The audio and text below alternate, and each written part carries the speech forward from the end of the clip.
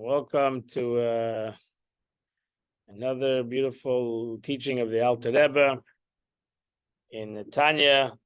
Today, actually, is the Alter Rebbe. This is a day of celebration for the Alter Rebbe. The Rebbe writes in the Yom Yom that today is the day of the second liberation of the Alter Rebbe. He was in prison a second time for teaching Chassidus, teaching the Torah of Chassidut, and he was freed from prison on this day, on the third day of Hanukkah. So today we continue the celebration of the Alter Rebbe. We're holding in the 16th chapter of the Alter Rebbe, and the Alter Rebbe over here in this chapter tells us he says that there's an important lesson in the avodah of a Beinoni, of a middleman. We started the Tanya again from beginning. Last couple of days, we started actually holding the third chapter of Tanya in the Chitas of the day, and the Alter Rebbe started off with we're dealing here. He wrote this book for a Beinoni, for somebody that should try to be a middleman, because a tzaddik, somebody that's righteous, especially that a complete tzaddik, is somebody that has eradicated his negative, his evil inclination, his nefesh habahamis, his animalistic soul, and he's totally a person that his total mode in life is a spiritual life, a godly life, and that's his whole purpose, and that's his whole agenda. So most of us cannot reach up to that level. It's on page 42 on top in his book, and 42 on top, 68 on the bottom, 68, 69 on the bottom. So the Alter Rebbe says we need to try to be a Beinoni. We need to try to be a middle person, somebody who has the concept of a struggle. He has an nefesh habahamis that's alive and well. It's not even sleeping like a tzaddik she'eina goma, like an incomplete tzaddik. He's totally awake, and but he doesn't listen to him. He doesn't listen to his animalistic urges. He is totally focused. He's fighting. He's in the mode of fighting. And when you're in the mode of a war, there's no time to do anything but to have this war, to have this milchama, to have this war. And the only way we can ultimately see in the world, actually, the only way we can overcome evil is by this war. You cannot overcome evil if you're not ready to go out to battle. Right? If you're not ready to go out to war, if you just want to hope that evil will disappear and everything will be wonderful and they won't bother you and you'll live in your world and they'll live in their world and it will be a one wonderful thing. And thus basically you're going to just do nice things and they're going to become nice. It doesn't work that way. Some aspects of evil, some aspects of negativity, you have to go out to milchama, you have to go out to war. And you have to either force it to become your advocate, to become the entity that agrees with you and supports you, or you have to sometimes chas v'shalom eradicate it. You have to push it. And you should eradicate evil from your midst. And that's the avodah of a Beinoni, to eradicate evil from their midst, right? That's the avodah, right? And that's not an easy thing. And as the Alter Rebbe says, that we can live in a world that we don't have to eradicate evil, fight with evil, because ultimately we get affected by evil. You know, but the world, Ala Nisim, you say Ala Nisim, Ala Neflois, Ala Tshuos, Ve'al HaMelchames, and on the wars, right? It's interesting that we Ala Nisim and you say Ala Melchames. What is on the wars, right? The Alter Rebbe in the city took out the word Ala Melchames. He took out that word. Everybody else in the world says Ala Nisim. They say Ala Nechames on the wars. The Alter Rebbe in his city took out the word Ala Melchames. Because how you put the two together? If you have miracles, why are we having wars? Right? The miracles should ultimately transform that there should be no war. Right? The Alter Rebbe said, I was redeemed. Yutas Kislev, I was redeemed. Pada b'shalom nafshi. That ultimately everybody was with me. The nations of the world that imprisoned me, even the nations of the world, the Goyish world that imprisoned me, ultimately agreed with me. That's the ultimate victory. That's the ultimate ness. That it's a miracle that transforms. That also the challenge becomes your fan, your advocate. But the rest of the world still says Alan Machamis on the wars because until Mashiach comes, we're on the wars. We still continue to have wars in this world, and it's not ending until Mashiach comes. That's why Chanukah, the Chachamim, the Gemara says, establish Chanukah not on the miracle of the war. Chanukah is the miracle of the light, the native. Because the war, even though they won the war, but a couple of 100 years later, the Yidden were destroyed by the Romans. They were attacked by the Romans and thrown out of Israel by the Romans. So what happened to the war? The great victory ultimately dissipated and ultimately turned into we lost the war. We're in Gullus. So therefore the Chachamim said we should establish the miracle on the candle. The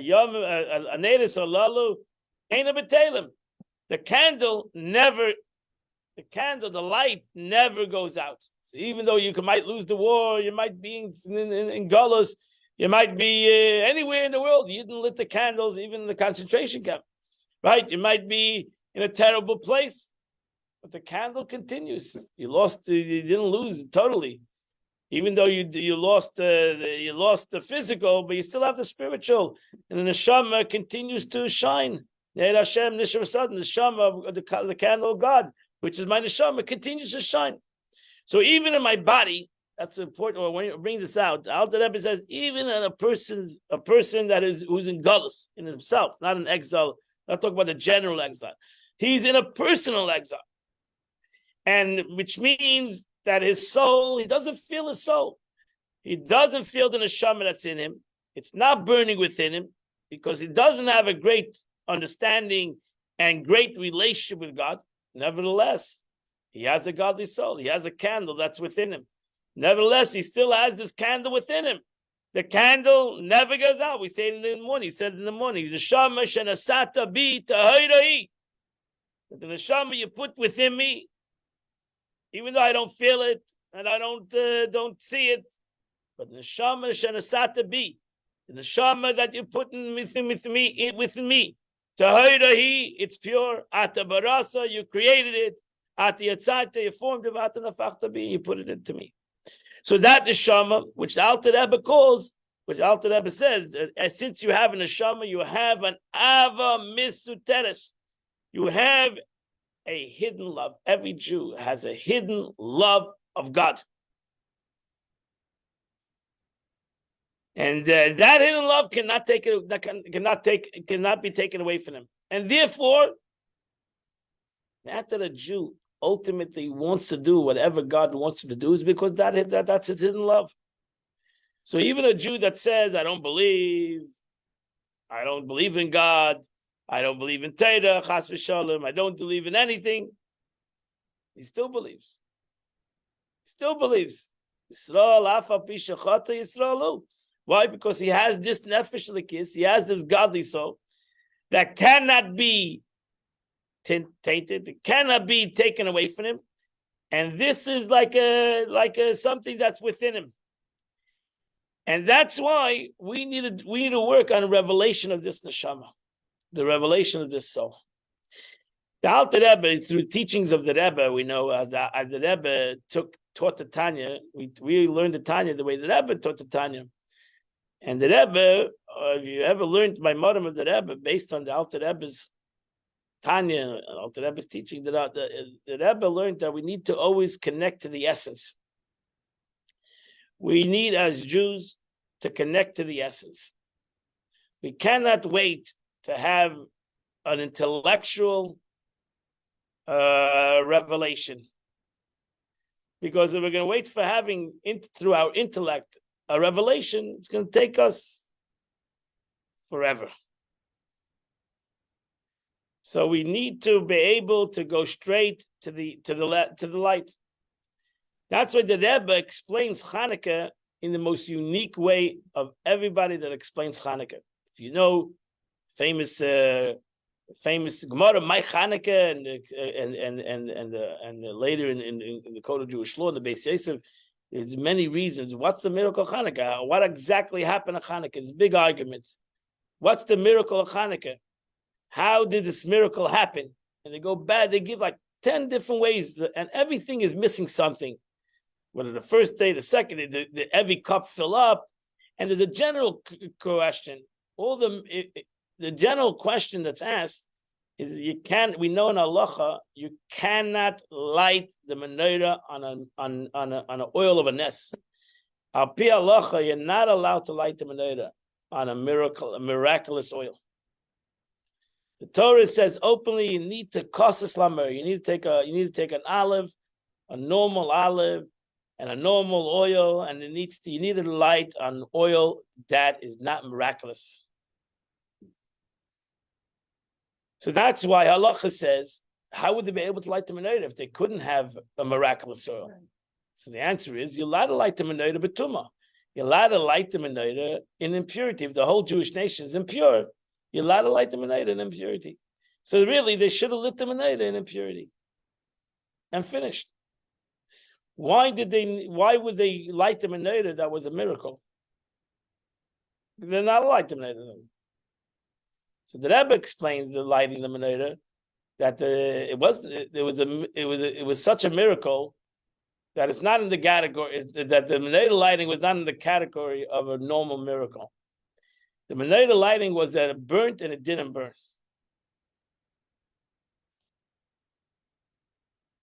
The miracle of Hanukkah is that it burnt and it didn't burn. It's like the concept of the Aron, the ark. When we want to explain, the Gemara wants to explain the revelation of God in the temple. It says that there was a Gilei Atzmus, there was a revelation of the essence of God in the temple. How does the Gemara, simple Gemara, explain it? The Gemara explains that the ark in the Holy of Holies was 2.5 cubits in its length, and the room was 20 cubits, and therefore, if you put the ark in the middle, then you would have to, and you would measure from both sides. It would come out like less each side, less eight cubits, right? So because if you have 20 from side to side, and you put an ark that's 2.5 cubits, you're automatically going to have 8 cubits and something for this side, 8 cubits and something for that side. But when they measured it, it was 10 and 10. From this side it was 10, and from that side it was 10. That means the ark was a physical thing. It was built by Bezalel, built with gold and the wood on the inside. The ark had a dimension, and nevertheless didn't have a dimension.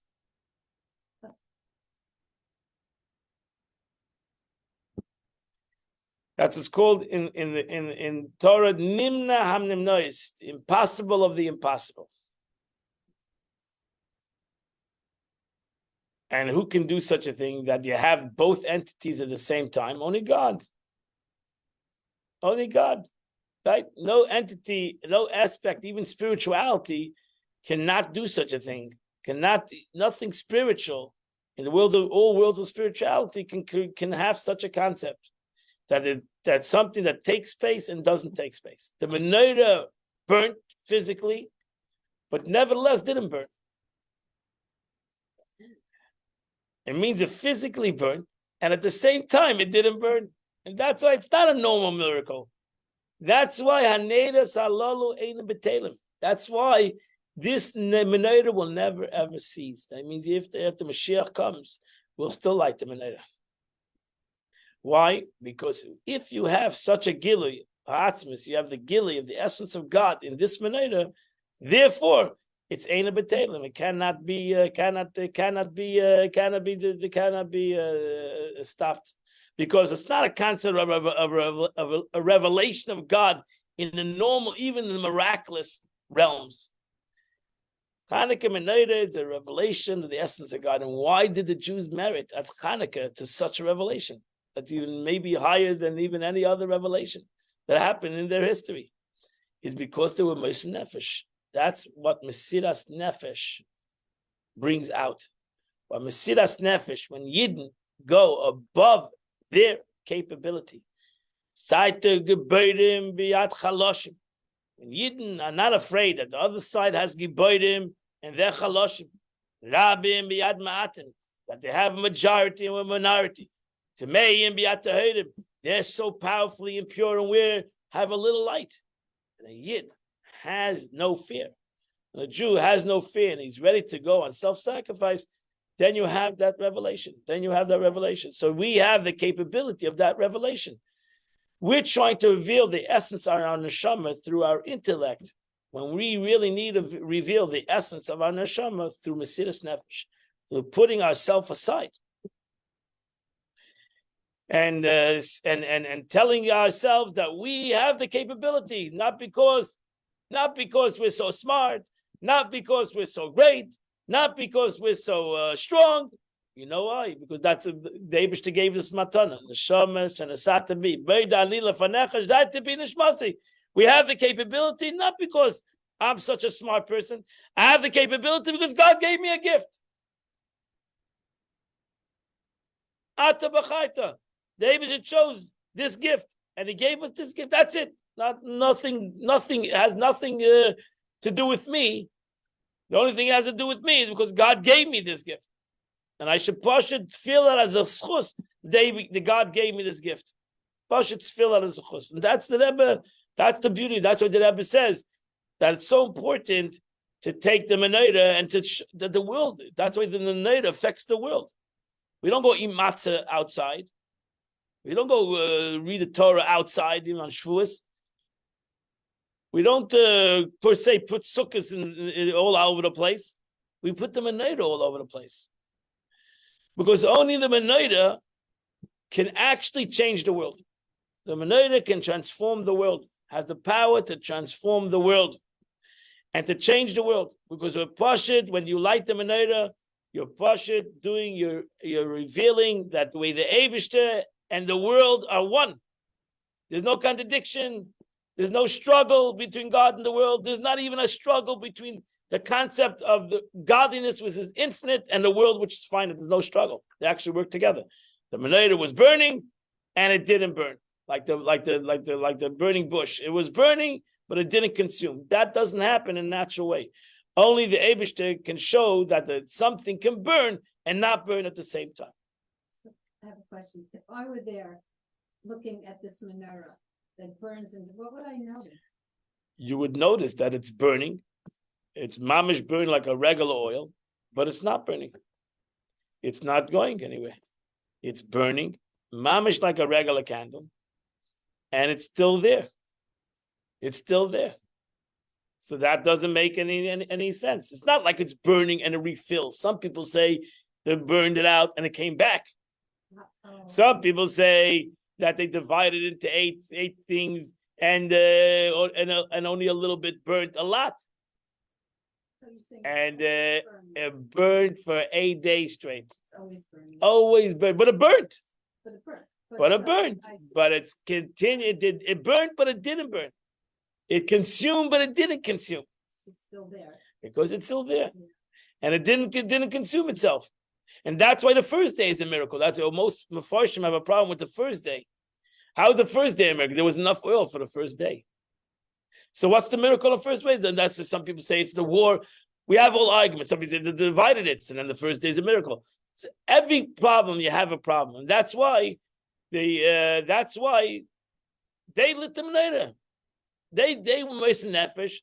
They just said, "Listen, we're lighting the menorah. We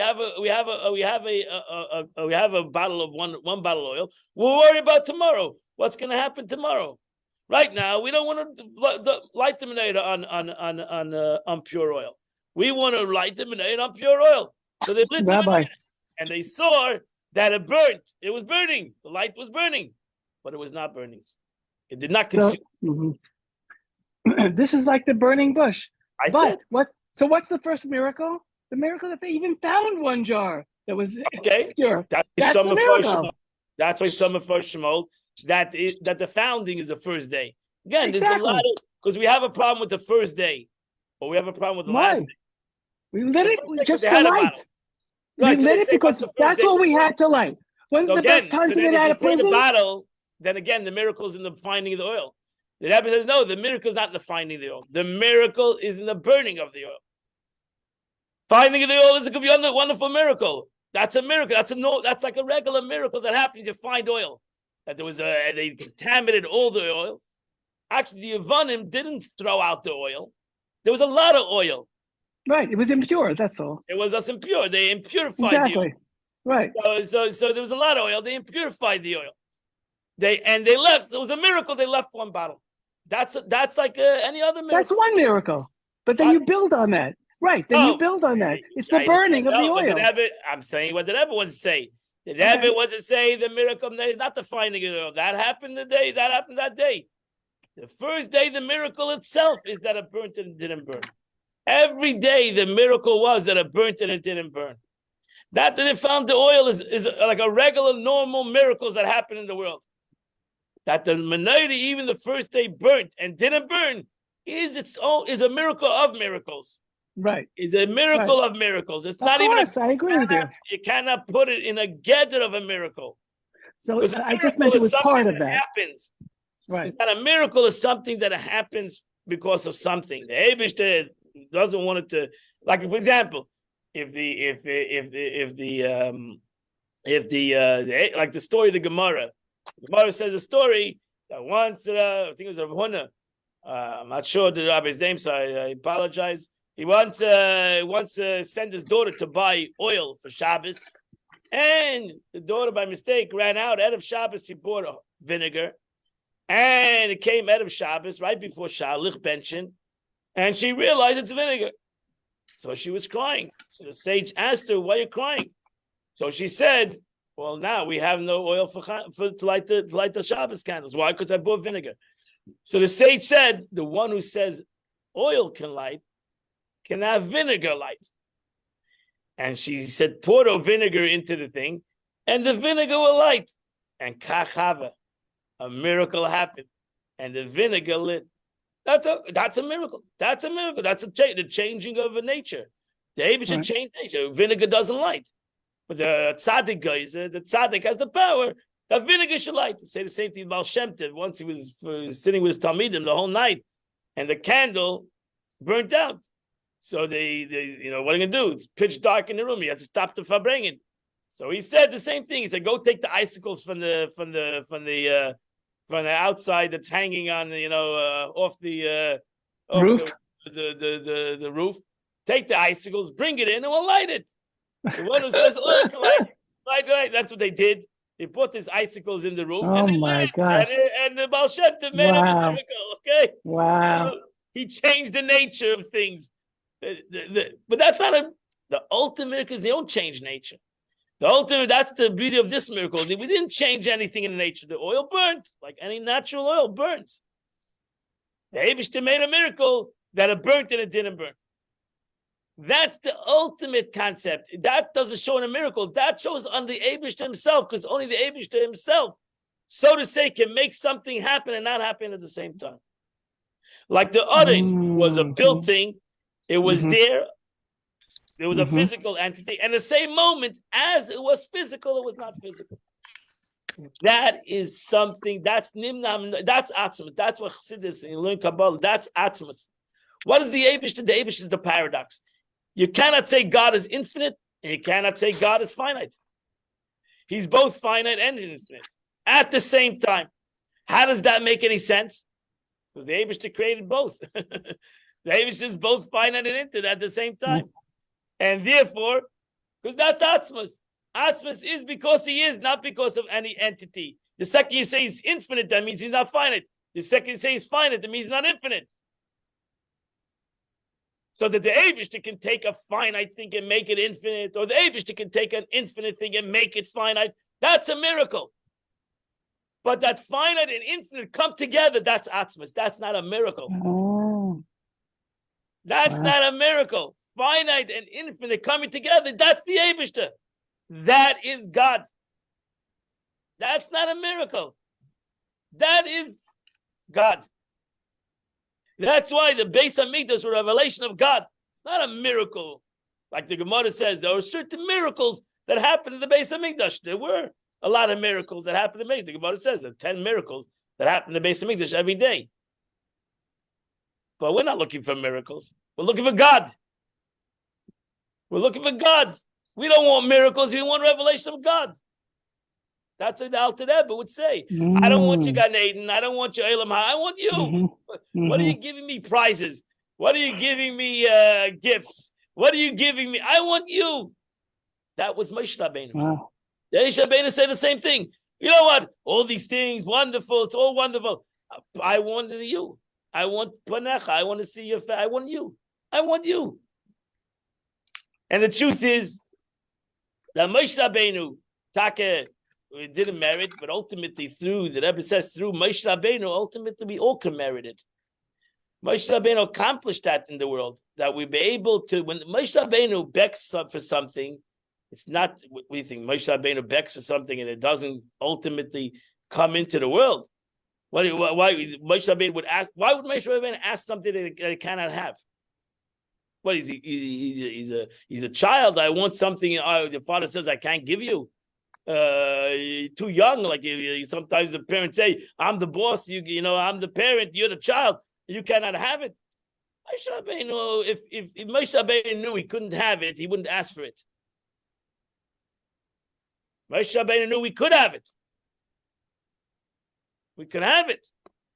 We have the capability of having, and the Lupelis, we had it. As I said, the Aron and the Menorah, etc. Moshe Rabbeinu said, I don't want to have it in one thing. I want to see it. I want Mashiach now.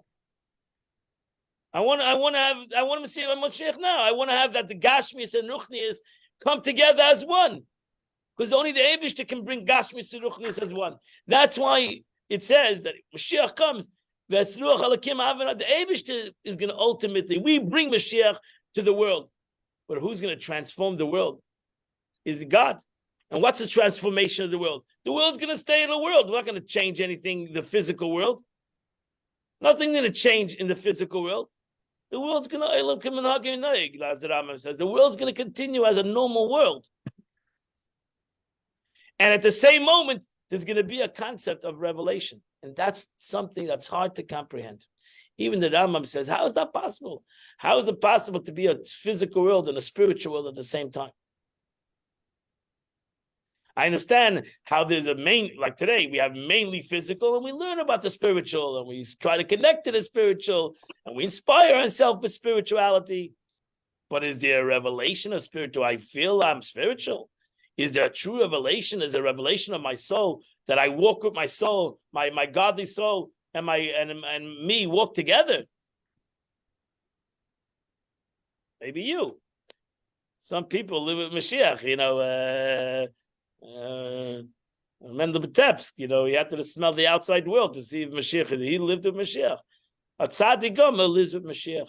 He lives with the revelation. He sees godliness right then and there. He doesn't have to have the concept, of ultimate rectification in the world. We do need that. We do need that. And that's why the Eibishter gives us these capabilities. Now Hanukkah is so important to us as Yidden in this generation, in this present time, to realize that that we cannot give up hope. In the most darkest times, in the most struggling times, we have emunah. We cannot give up hope. We have emunah in God, and we're not looking again only for miracles. The Eibishter should continue to do miracles. We say in the bracha every night, "Vayoma mehem bizman hazeh." The Eibishter should continue to do miracles as he did miracles, but we're looking for the miracle of Hanukkah. We're looking for the miracle of Hanukkah. The Eibishter should show nimna mernois. He should show with our Mesiras Nefesh that we are showing today. Yidden are showing today with Chayalim, same thing like the Maccabees, fought fighting evil and are giving their lives up. The Maccabees also lost their lives. It was not a simple war. But ultimately, through the Mesiras Nefesh, they had the capability to revelation of Gilui Elokus B'Lamata. They had the capability to reveal godliness in the ultimate aspect of God, not a miracle, Pashit, a revelation of Gilui Elokus and Nimnam Noi, something that God Himself can show in the world that the world is in existence, and at the same time, it's above existence. It's totally above existence and in existence at the same time. Nimnan Menos. Did the world recognize what Hanukkah was about? Did they see the truth? Then, Yeah, then, they did. but it didn't, ultimately didn't last. No, but the later did last. The later did last. The Menorah lasted, and the Menorah continues to last. No, the world, that's a problem. We get mushka, we get too involved and stuck in the world, and then we forget the true essence of everything, and slowly we forget where where our heads are supposed to be, and where our focus is supposed to be. I have a question, Rabbi. Yes, sure. You said earlier. What happened? Hello? About the menorah. I can't hear you. What? Hello? Do you hear me now? Yeah. You hear me now? I hear you, yeah. Okay, good. Okay, so you had said earlier that the menorah has the power to change the world, but I thought that was true of every mitzvah. What is specific about the menorah? Because again, it's the light. The menorah is the light. In the concept of oir. Oir ain't safe, the power of light. You understand? The menorah symbolizes what every other mitzvah symbolizes, really. Truth is, you're right. Every mitzvah can change the world. But the menorah is really the symbolic of what every mitzvah is. And really every mitzvah is the oir. Is the oir Hashem. It's not only the physical mitzvah, but it's the oir Hashem. It's the light of God. The truth is that every mitzvah shows of everything in the world. That everything in the world is what God wants in the world. Just like every mitzvah, we see in every mitzvah that it's what God wants, not what I want. That's why it's called a mitzvah. It's called a mitzvah because that's what God wants. And therefore, ultimately, everything in the world is what God wants. That's why everything you do should be for the sake of heaven. And everything in all your ways, you should see God's ways. That's what how does one impress upon himself that that's a mitzvah. The mitzvah. The menorah accentuates even something more powerful because it accentuates, it ultimately lights on the earth. It gives a concept of what the mitzvah is. We are celebrating in the candle. We're celebrating an earth. That's a celebration, not a celebration of victory, not a celebration of earth, celebration of light. That is the ultimate victory, and that is the ultimate concept of everything we do in life is about light, is about earth.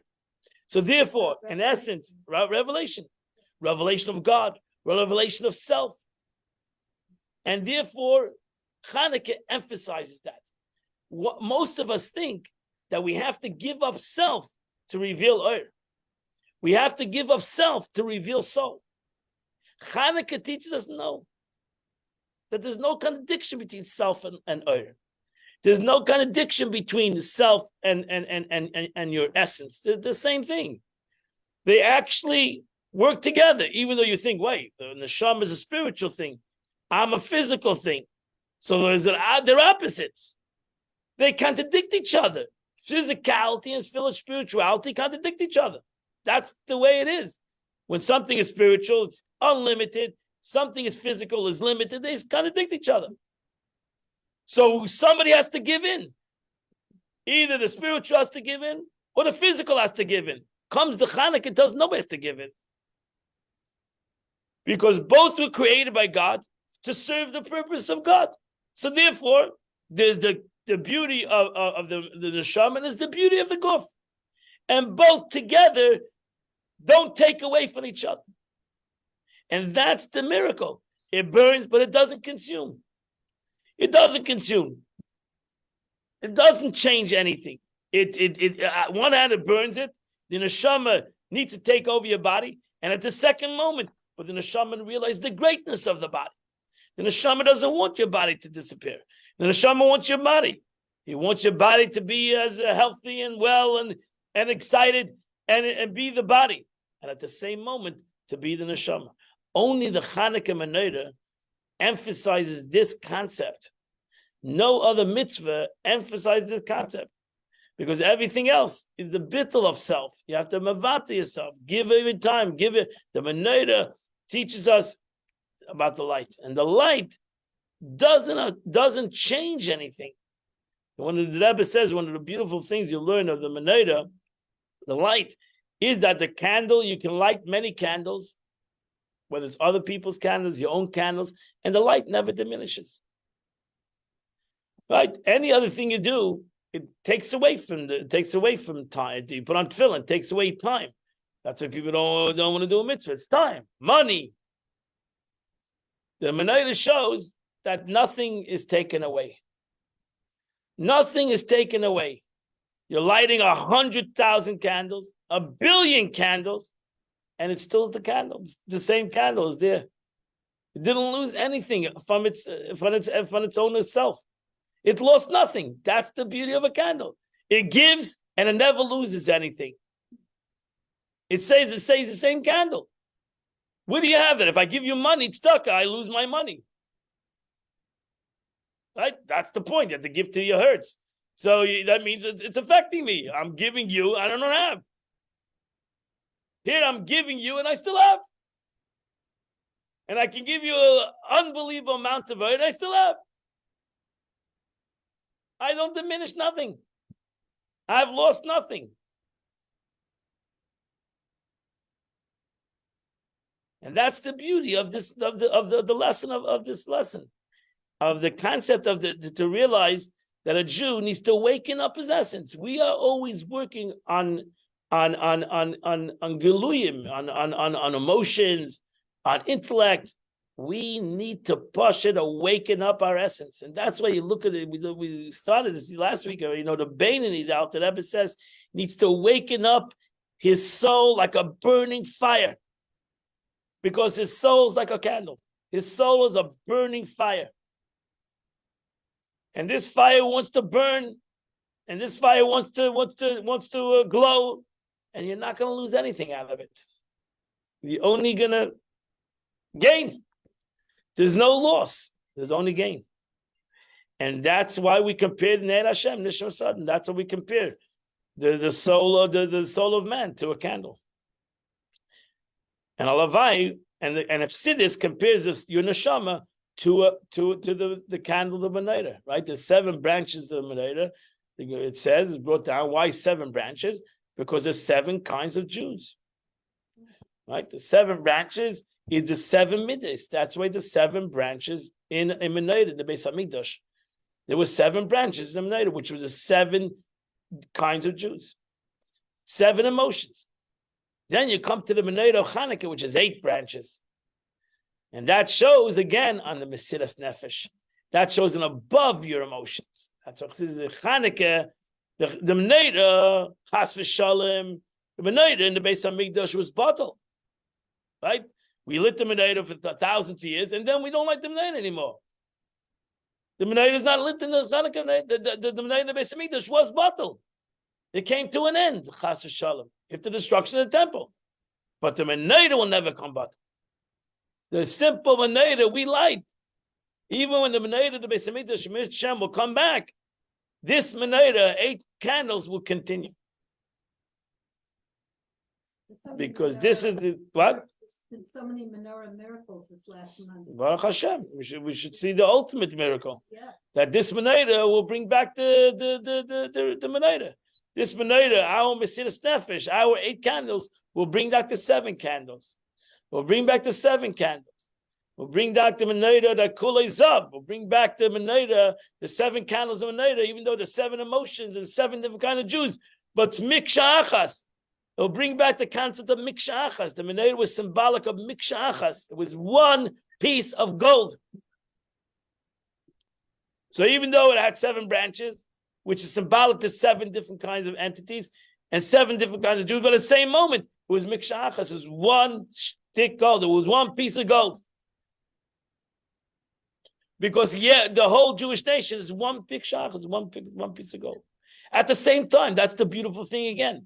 That we are different, but we are one. How's that possible? How is that possible to say you're different, but you're one? If you're different, you're different. If you're chesed, I'm gevura, we're opposites. No, even though I'm chesed, you're chesed, I'm gevura, we're one. Why? Because we come from God. And since we come from God, by God there's no opposites. There's actually, the opposites are the same. That's the beauty of God. They are opposites, but they're still the same.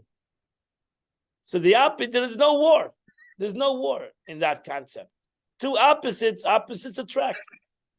And that's the beauty. Ultimately, if we can reveal that eighth candle, we can reveal, that's why the menorah was established in Gullus in the time of exile. And when do you light the menorah? In Bachutz, you have to light the menorah outside. That's when you have to light the menorah. When the people are on the street. Look at halacha, that's when you have to light the menorah in Bachutz. So the people in the street, the raglayim. It's interesting, the Rebbe says, an interesting expression in the Gemara. You have to have the raglayim, the feet are walking on the ground. The feet, those people that are walking with their feet. Those people that are walking their feet, as long as there's people in the feet outside in the public, that's when the menorah needs to be lit. Because the menorah can change. What are you calling? You've said several times about Mesiras Nefesh, but so they had Mesiras Nefesh, I guess, in fighting the war. But what is it for us today? Nefesh, same thing, that we don't always connect to our logic. We Mesiras Nefesh. We don't always do things because it's what is logical. We're like a soldier. We don't do everything that's logical. We're ready to go on Mesiras Nefesh. We're doing things because we want to connect to God. That's Mesiras Nefesh. What Mesiras Nefesh? Most people think Mesiras Nefesh means you give over your life. It's not, but that's not the simple translation of Mesiras Nefesh. Mesiras Nefesh means Mesiras HaNefesh, your soul. Chassidus, what does that mean? Mesiras HaRosein. Give over your will. What's the essence of your soul is your will. Mesiras HaRosein. Give over your will to the will of God. He says in the Pirkei Avos, I say that your will should become His will. That's Mesiras Nefesh. That's Mesiras Nefesh. Mesiras Nefesh is, I'm not happy, but the Eibush said I should be happy. Then I'm happy. I don't want to do A. The Eibush said I should do A. That's how I'm going to do it. So, example, in a time of life where maybe we lav dafka to be happy, maybe we should be not happy. Right? Why would you be happy? People that are dying, people have died, people that are now the Eibush says, I want you to be happy. It doesn't make sense. Why should I be happy? Eibush says, because that's what I want you to do. I want you to be happy. I want you to go out there and celebrate. Because that's how I want you to do what I want to do, not only things that make sense to you. And that's why it says, I say this many times, Simcha Peiris Kol Geder, that true joy breaks all boundaries. The Eibush says, if you'll be happy, not because you should be happy, maybe, logically, maybe you should sit down and all cry, but I want you to be happy. Look at the Eibush to put Chanukah, everything is Dashkocha Pratis. Chanukah. We're holding Chanukah. We're in the middle of a war. Jews are in the middle of a war, and trust me, we're in the middle of a war all over the world, and it's Chanukah. David says, that's right, because you are connected to me. And if you're connected to me, we say it every night, we say the bracha. We trust in HaKadosh Baruch Hu, and therefore, even in the darkest situations, we still trust in HaKadosh Baruch Hu. We don't give up our trust. That doesn't make any logical sense. That's l'mayla malasechel. And therefore, we're going to be victorious because Yidna Mesiras Nefesh. We are ready to give over our ratzon, and we're ready to do it b'simcha. We're ready not only to give over our ratzon, we're ready to do it b'simcha, with joy and happiness. And when you're ready to do that, the Eibishter opens up all boundaries. The Rebbe would tell that a lot of people that were in tsar and that were unhappy, and they say, you open up, you have to make the channel. You got to make the Pesach. Then let the Eibush do the rest. Let God do the rest. You make the channel. You open up the door. I know it's not easy. It's going to be hard. But you open the door and God will do the rest. Trust me. You go in Mesiras Nefesh to be happy. You go in Mesiras Nefesh to show your trust. The Rebbe should do the rest. God will do the rest. And the truth is not, as the Alter Rebbe said here, when you open the door to the essence of your soul will do the rest. Your soul's right there. You need to give him an opening. If you don't give him an opening, how can it reveal itself? How can it come out? You need to give it a small opening to the neshama, to my soul, to the essence of my soul, and so to God. There's no concept of space. He doesn't have your soul doesn't have a problem with how much you give him, because that's by us in my mind. I give him a little, I give him a less. But to the essence of my neshama, there's no concept of space. It doesn't make a difference how big or how small. It's that you give him space. You give your neshama a little space.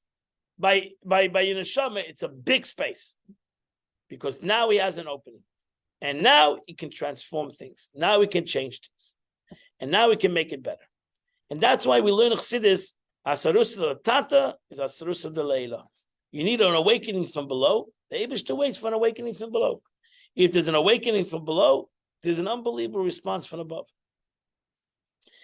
There's an unbelievable response from above. We need to have an awakening from below. It's not enough that we have a godly soul and we're chelik elakam and mal mamish, and our soul is wonderful and it's holy and it's pure. Very good. But what's it worth your neshama if it doesn't have a window, a doorway to get in? If you don't give it the capability to reveal itself, to come in. So what do you gain out of having something? You need to give it a capability. You need to go out to war. This is what you're not doing, to give these people a capability to be freed. You need to go out to war to give a capability for our own neshama to be revealed. And if we go out to war, like the Yidden did by the Maccabees, they went out to war, then it doesn't make a difference, big or small. That's the whole nest. That's what you're saying in Yal Nissim, where there's a lot in the hands of a few.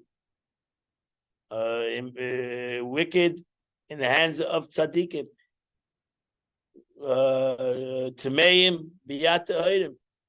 It's not a problem. You can do it yourself. And you're talking to yourself. You're talking to myself. I'm talking to myself. My neshama, I'm giving only a little opening to my godly soul.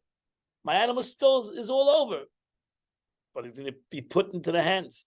You're going to, but my gashmius, my avedis is a lot. Be put in the hands of the good. That's the power of the light of God, that he has the capability. No problem. That's why it's an interesting expression. The Gemara says the Eibishter can live with even a shoyim. He has no problem with that. He has a problem living with an egotistical person. Don't give him a place. If you don't give him space, your ego doesn't give God space. He has no place. With Avedis, the Eibishter can handle that. He can transform Avedis. That's the whole point. L'chaper, the Eibishter can forgive us all on Avedis, as long as he give him a space. Let him in, and he'll do everything else. Oh, but I have sins. He'll forgive your sins. What's a big deal by God to forgive your Avedis? What's the big thing by him? It's not. Because the light of the Eibishter is so powerful that what's an Aveda? Garnished. It's nothing. That's the thing. Think about it. You have to realize something, that the holiday of Hanukkah that happened many years ago was not only a war and a struggle with the Greeks. It was a struggle with the Yavanim, with the Hellenists, with the Jewish people. It was a struggle, but they didn't say they were struggling with Jews. Because the Chashmonaim understood that they're going to have revelation, and the Yidden will come in, will automatically be transformed. Their struggle was with the Greeks. Openly, they overpowered the Greeks. They brought out the Menorah, and the whole Yidden came together. They all came together. That's it. They came together. I don't know for how long, but they came together. We don't look at how much.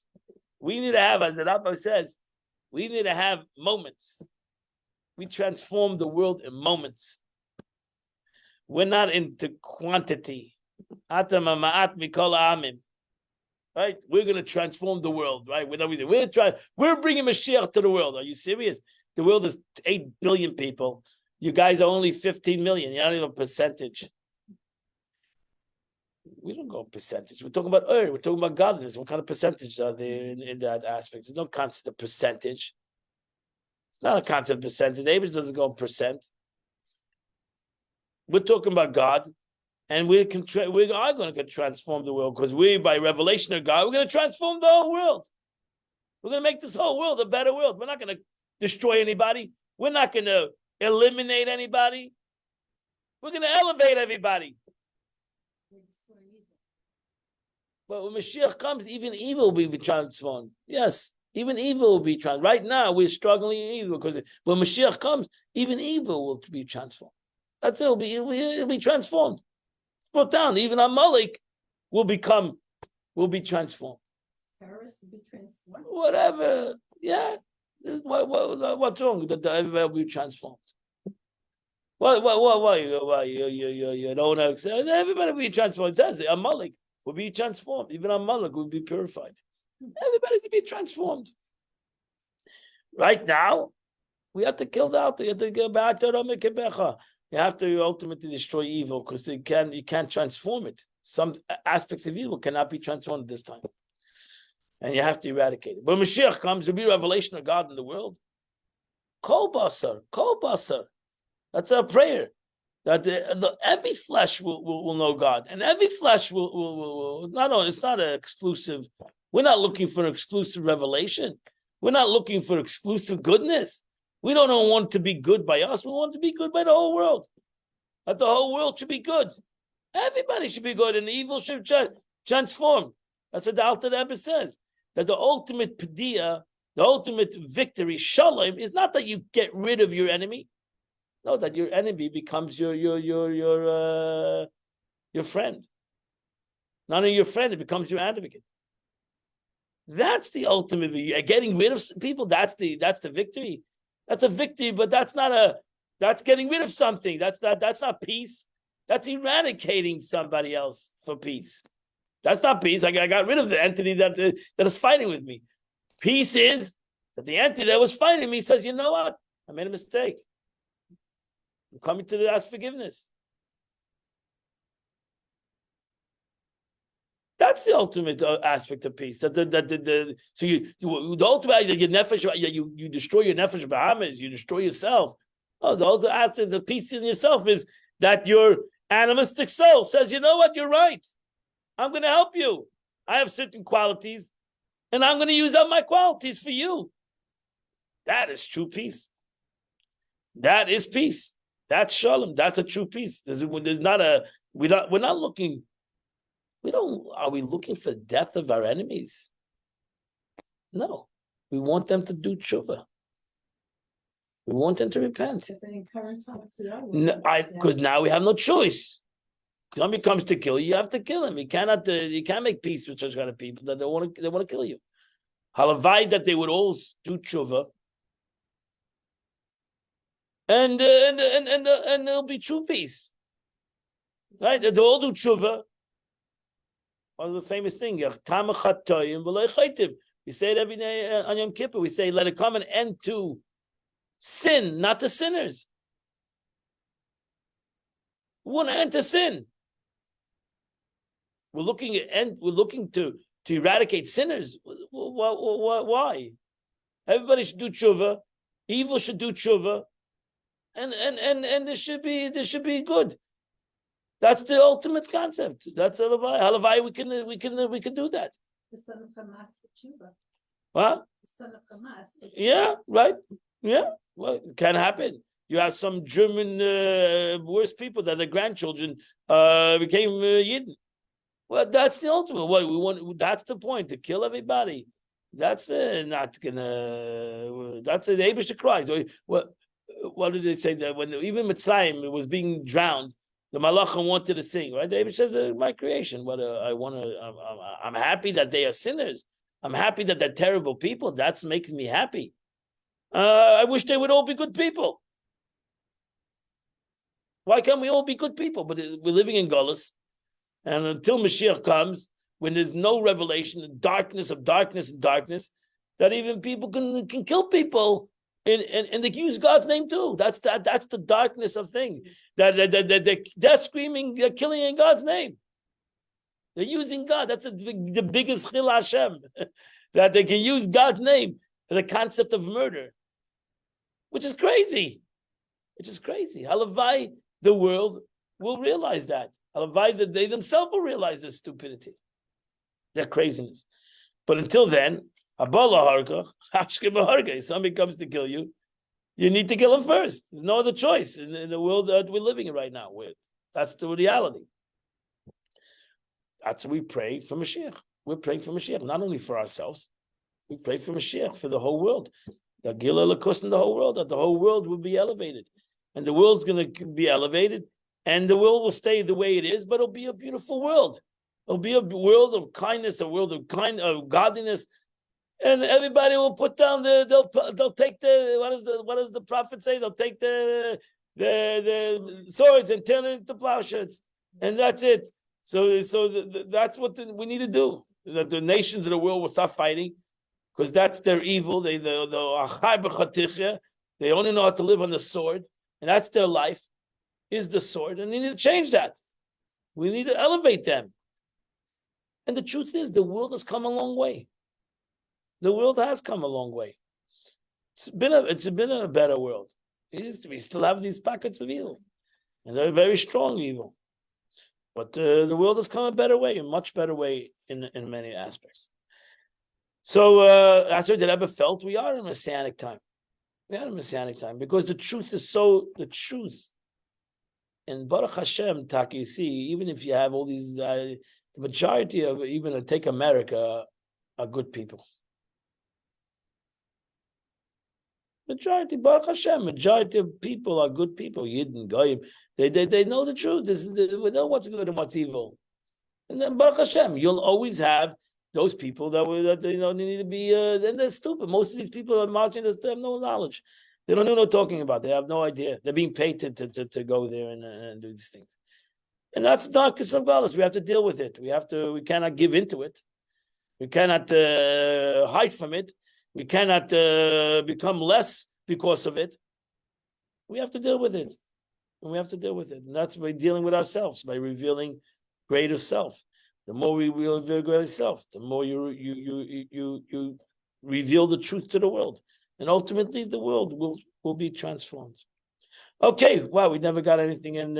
We just had a nice conversation. So I wish you all a happy Hanukkah, a wonderful Hanukkah. I invite you all at 3:00 to South County in West Boca, and we're going to have a great celebration there from 3 to 6. Everybody's welcome to come out and show your Jewish pride. It's the South County Park. It's just past on McCain. You take place to McCain Boulevard. Look up South County Park, and it's at the I forgot which name of the cove. One of the coves there. Let's look for the Jews. And have a great day. Have a happy Hanukkah, everybody. God bless you all. May the light of Hanukkah elevate the whole world, and will merit to light the menorah in the Beis Hamikdash before the end of Hanukkah today. And Atzeinu Akdosh in the Holy Land, the coming of Mashiach, the building of the Beis Hamikdash, and will light the menorah in Yerushalayim HaKodesh in the Holy Land. B'mheira, b'yameinu mamish. God bless you all.